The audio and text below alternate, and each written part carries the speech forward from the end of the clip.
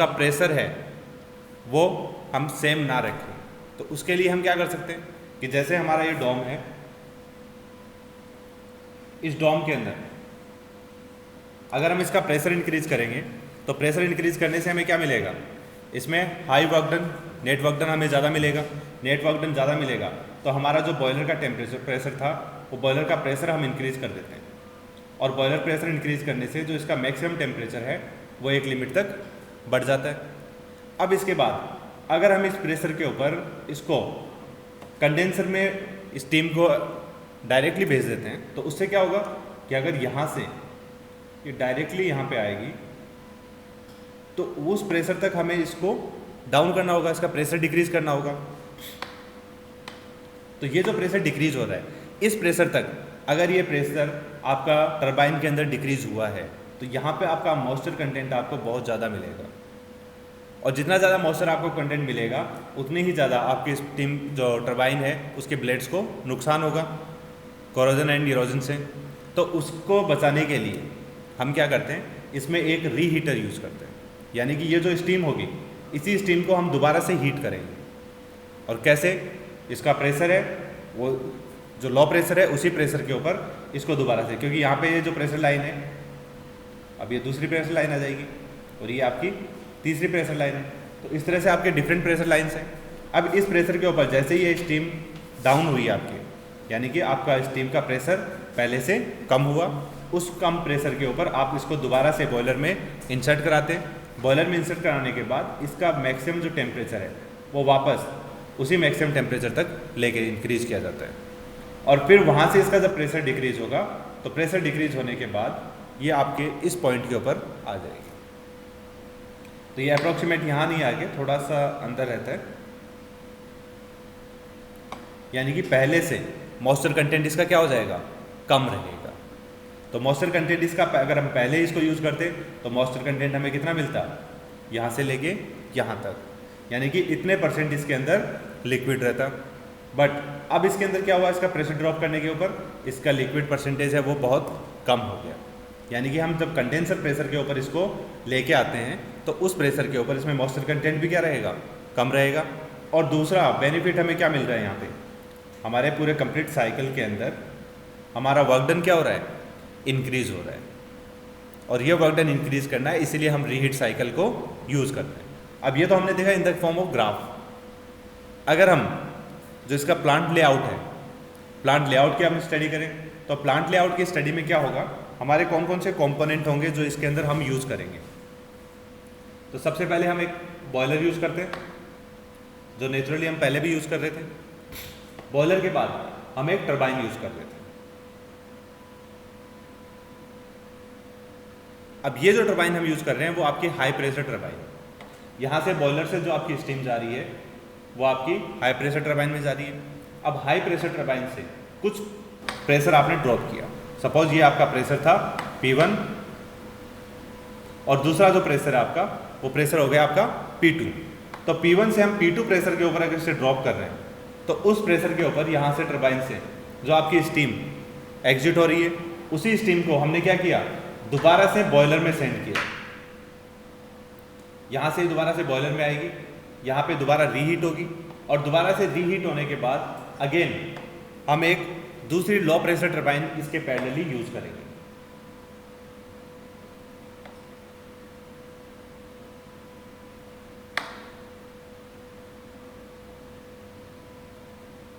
तो यहाँ से जो स्टीम आ रही है वो हमारी किस में आ जाएगी, लो प्रेशर टरबाइन में। ये आपकी हाई प्रेशर है और ये आपके लो प्रेशर टरबाइन है। तो अब यहाँ से आपके हाई प्रेशर टरबाइन और लो प्रेशर टरबाइन दोनों एक दूसरे से कनेक्टेड हैं। यहाँ पे स्टीम आपकी दोबारा से लो प्रेशर टरबाइन में आ गई। अब लो प्रेशर टरबाइन से जो स्टीम है वो निकलेगी किस प्रेशर के ऊपर, कंडेंसर प्रेशर के ऊपर, जो आपका P3 प्रेशर है जिसमें आपको स्टीम को कंडेंसर में भेजना है। तो उस प्रेशर के ऊपर यहाँ से आपकी स्टीम एग्जिट होगी और उसके बाद आप यहाँ पे एक कंडेंसर यूज करेंगे जहाँ पे आपकी स्टीम क्या होगी, कंडेंस हो जाएगी और वहाँ पे उसकी फॉर्म कंप्लीटली लिक्विड में कन्वर्ट हो जाती है। तो अब इस कंडेंसर के बाद हम यहाँ पे अगेन अपना पंप यूज़ करते हैं और पंप यूज़ करने के बाद आप उस स्टीम को दोबारा से बॉयलर में भेज देते हैं। तो अब अगर हम इसका डायग्राम देखते हैं तो ये जो आपका स्कीमेटिक डायग्राम है प्लांट लेआउट का, उसमें आपने देखा कि सिर्फ चेंजेस क्या आया है कि जो आप हाई प्रेशर टरबाइन से स्टीम डायरेक्टली हम कंडेंसर में भेज रहे थे, यानी कि यहाँ पे अगर हम सिंगल टरबाइन यूज करते तो उससे क्या होता कि हमें यहाँ पे कंडेंसर प्रेशर है वहाँ तक डायरेक्टली इसका प्रेशर ड्रॉप करना होता, और वो प्रेशर ड्रॉप करने के बाद ये डायरेक्टली इसी प्रेशर के ऊपर इसमें इंसर्ट होती कंडेंसर में। वो ना करके हमने क्या किया, यहाँ पे इसको एक रीहीटर को यूज़ किया, दोबारा से उस स्टीम को बॉयलर के थ्रू दोबारा से सेम टेम्परेचर के ऊपर हीट किया। सपोज हमारा इस बॉयलर का टेम्परेचर है, मैक्सिमम टेम्परेचर हम जो लेके आ रहे हैं वो हमारा 500 डिग्री सेल्सियस है, तो उस 500 डिग्री सेल्सियस के ऊपर ये स्टीम इंसर्ट हो रही है हाई प्रेशर टरबाइन में। दोबारा से वही स्टीम अगर इसके अंदर आ रही है, उसका टेम्परेचर ड्रॉप हुआ है, यहाँ पे हमें देखने को मिल रहा है इसका टेम्परेचर ड्रॉप हुआ है, प्रेशर ड्रॉप हुआ है, तो प्रेशर हम इसमें इंक्रीज नहीं कर पाएंगे, बट उसका टेम्परेचर हम यहाँ पे इंक्रीज कर सकते हैं, क्योंकि दोबारा हमने इसको हीटअप किया तो इसका टेम्परेचर उसी प्रेशर के ऊपर इंक्रीज हुआ, वो वापस अपने सेम मैक्सिमम पॉइंट के ऊपर जहाँ पे आपका टी मैक्सिमम है वहाँ तक आपका टेम्परेचर इंक्रीज हो गया। देन ये टरबाइन में एंटर हुई, टरबाइन को रोटेट करवाया, वहाँ से हमें यूजफुल, तो उस पॉइंट के ऊपर पॉइंट नंबर 4 पॉइंट आ गया आपका। अब यहाँ से आपकी स्टीम कंडेंस होगी, और स्टीम कंडेंस होने के बाद कंप्लीटली किस में कन्वर्ट हो जाएगी, लिक्विड में। तो ये सैचुरेटेड लिक्विड पॉइंट आ गया, और ये पॉइंट हो जाएगा हमारा पॉइंट नंबर 5, जो कि आपको कंडेंसर के बाद दिखाई दे रहा है। तो यहाँ पे आपका पॉइंट नंबर 5 यहाँ आ गया। अब पॉइंट नंबर 5 के बाद ये पंप है आपका, पंप के थ्रू क्या होता है, दोबारा से जो लिक्विड है, जो वाटर है, वो वाटर किस में भेजा जाता है, बॉयलर में। और जब वाटर बॉयलर में भेजते हैं तो ये पंप इसके ऊपर वर्क करता है, और पंप वर्क करने के बाद क्या करता है, इसका प्रेशर इंक्रीज कर देता है। तो प्रेशर को कितना इंक्रीज करेगा, इस प्रेशर से जो बॉयलर प्रेशर है वहाँ तक। तो ये जो बीच में कनेक्टिंग पॉइंट है, ये कौन सा है, ये आपका पॉइंट है आपके पंप से, पंप के एंटर पॉइंट से पंप के एग्जिट पॉइंट तक, जो प्रेशर इसमें इंक्रीज हुआ है। तो ये पॉइंट आ जाएगा आपका पॉइंट नंबर 6। अगेन आपके पॉइंट नंबर 6 से 1 पे आपका बॉयलर है, वो वर्क करेगा। क्या पॉइंट नंबर 6 पे क्या है, आपकी स्टीम पंप से बॉयलर में आ रही है। अब बॉयलर के अंदर जो स्टीम आई है उसका एक फिक्स प्रेशर आ गया, वापस जो P1 प्रेशर है उसके ऊपर पंप ने इस प्रेशर के ऊपर इसको एंटर किया यहाँ पे इस बॉयलर में।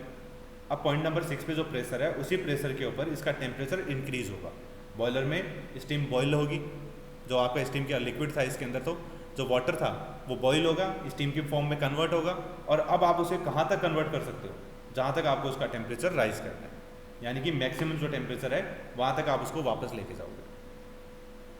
तो उसके अंदर आते ही स्टीम आपकी वापस अपने मैक्सिमम टेम्परेचर पे पहुंच जाएगी। मैक्सिमम टेम्परेचर के ऊपर पहुंचने के बाद दोबारा से आपका साइकिल स्टार्ट होगा, उसमें आपकी high pressure turbine, low pressure turbine, then condenser, pump और आपका बॉयलर। तो इस तरह से आपका ये प्रोसेस है वो कम्प्लीटली रिपीट होता रहेगा। अब यहाँ पे आपने देखा कि आपकी स्टीम यहाँ पे किस जगह आपको वर्क डन मिल रहा है, किस जगह आपको इसके अंदर हीट देनी पड़ रही है, और किस तरह आपकी हीट यहाँ पे रिलीज हो रही है। तो हीट एडिशन प्रोसेस कौन सा है आपका, हीट एडिशन प्रोसेस है आपका पॉइंट नंबर 6 से 1 तक। तो यहाँ से लेके यहाँ तक ये जो प्रोसेस है, इसमें आप हीट ऐड कर रहे हो, क्योंकि आप बॉयलर में यहाँ पे हीट ऐड ही हो रही है, तभी इसका टेम्परेचर इंक्रीज हो रहा है। दूसरा प्रोसेस जहाँ पे आपकी हीट ऐड हो रही है, हीट इनपुट, आपका प्रोसेस 2 to 3, इन दोनों प्रोसेसेस में आपकी क्या हो रही है, हीट ऐड हो रही है। अब हीट रिलीज कहाँ हो रही है, हीट रिलीज हमारी कंडेंसर में हो रही है।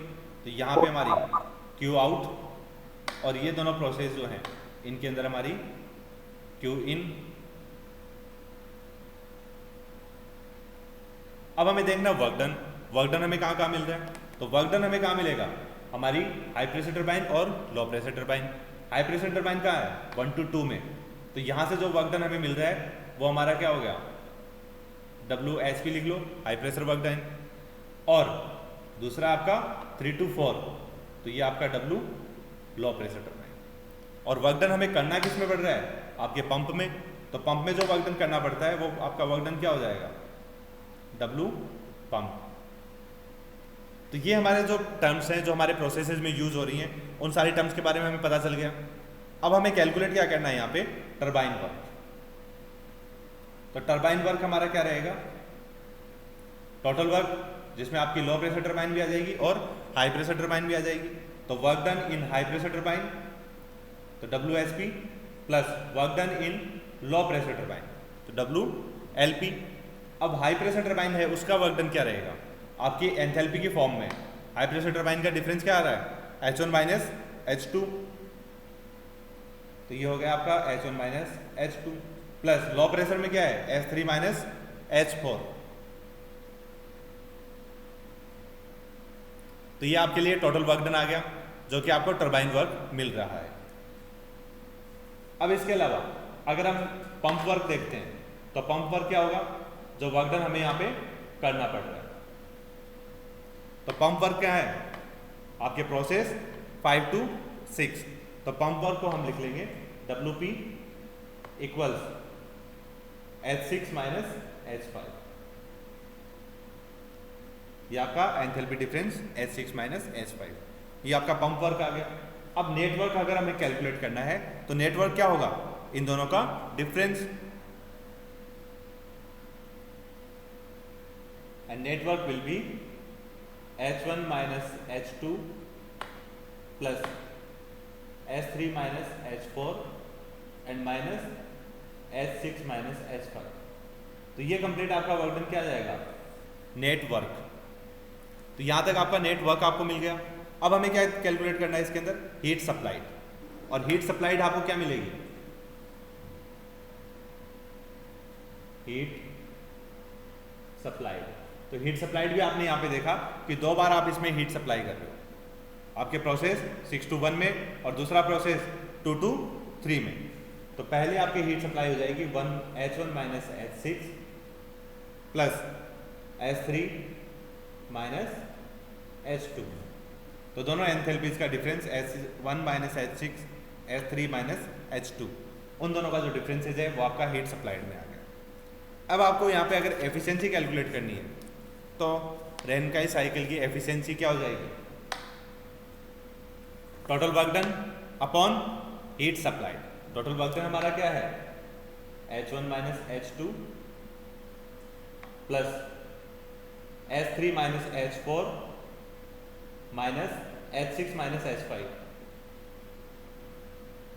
Upon heat supplied H1 minus H2 plus S3 minus H2।